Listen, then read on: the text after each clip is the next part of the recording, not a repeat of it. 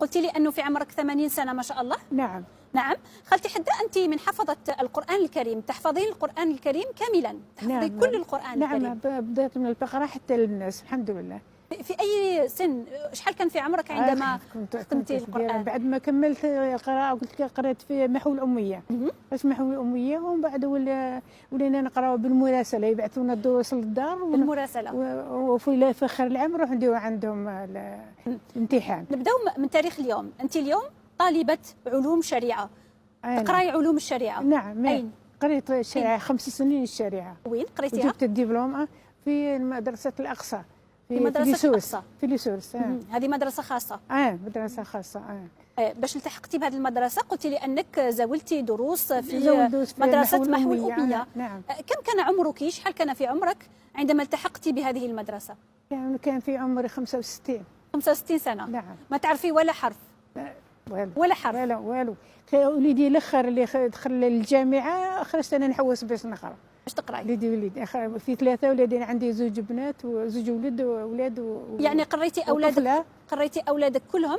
قراو كامل، كملوا هما دراستهم. انت في ال 65 قررتي تقراي. الصغير المازوزين تاعي دخل للجامعه، كس انا خرجت نحوس وين محو الاميه وحوست نقرا. برافو. برافو.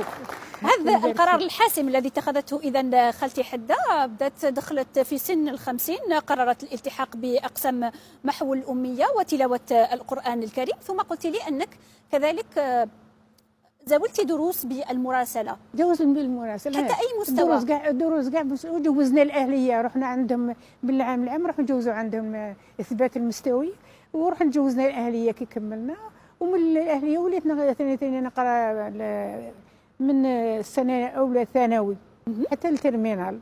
وش التخصص خالتي حدة؟ جوزنا الباك. في الثانوي كنت تخصص أدبي في الأدب؟ الشريعة ثاني. شريعة كذلك. في الشريعة ثاني.